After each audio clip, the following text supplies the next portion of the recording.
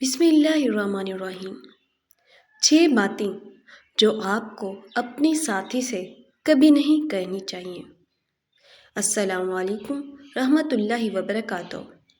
آج ہم ایک حساس مگر اہم موضوع پر بات کریں گے، اسلامی نقطہ نظر سے ازدواجی زندگی میں گفتگو۔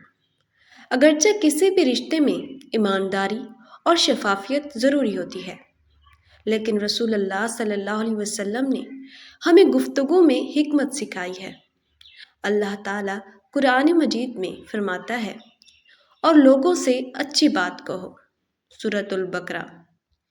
آج کی یہ ویڈیو، اس میں ہم گفتگو کریں گے 6 ایسی باتوں پر جو اپنے جیون ساتھی سے کبھی نہیں کہنی چاہیے، نہ کہ رازداری کی ترغیب دینے کے لیے، بلکہ تحفظ، احترام اور ازدواجی ہم آہنگی کے اسلامی اصولوں کو برقرار رکھنے کے لیے۔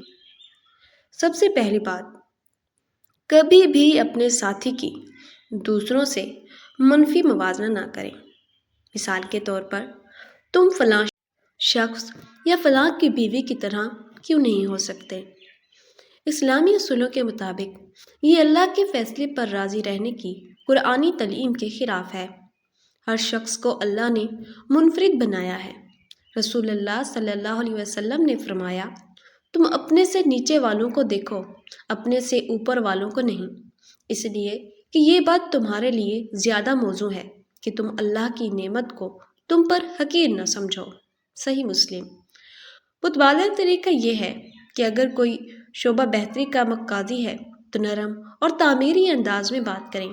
کہیں کہ میں آپ کی محنت محبت کی قدر کرتا ہوں یا کرتی ہوں، شاید ہم مل کر اس پر کام کر سکتے ہیں۔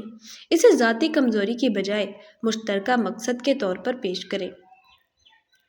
نمبر 2 ہے، طلاق کا غیر سنجیدہ طور پر ذکر نہ کریں۔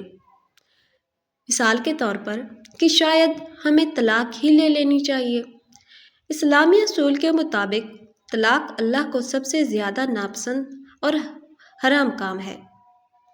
رسول اللہ صلی اللہ علیہ وسلم نے فرمایا، حلال چیزوں میں سے اللہ کو سب سے زیادہ ناپسند طلاق ہے۔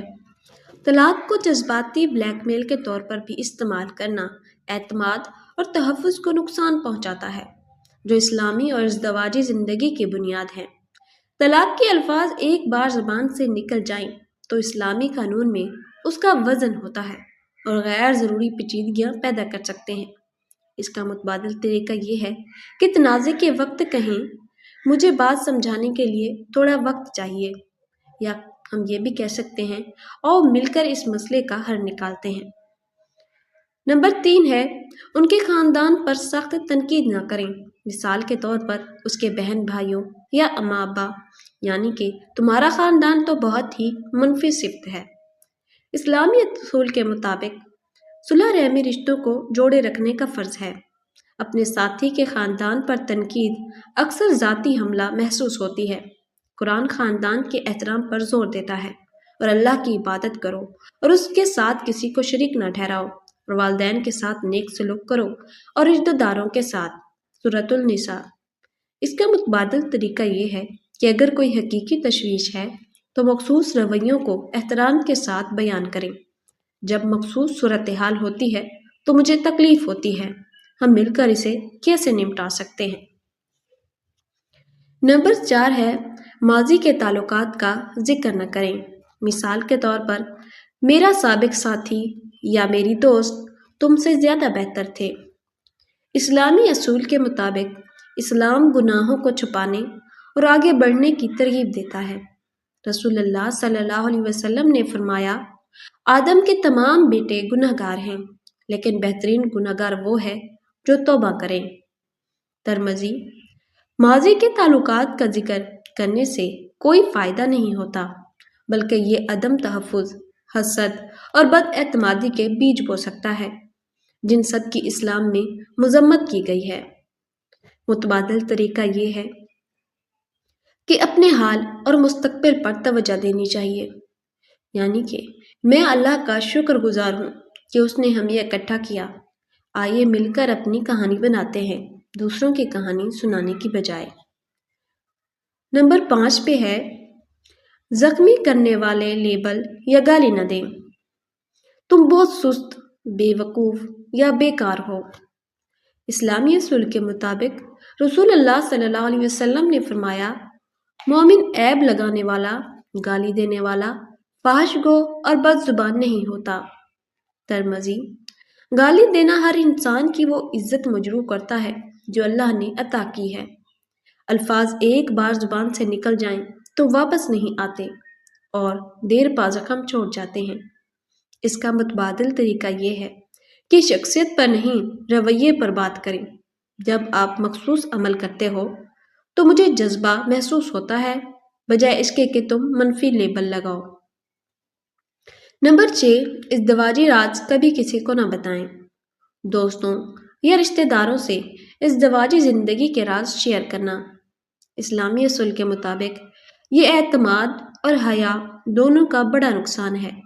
رسول اللہ صلی اللہ علیہ وسلم نے فرمایا، قیامت کے دن اللہ کے نزدیک بدترین لوگوں میں سے وہ شخص ہوگا جو اپنی بیوی کے پاس جائے اور وہ اس کی ہم آہنگ ہو، پھر وہ اس کا راز پھیلا دے۔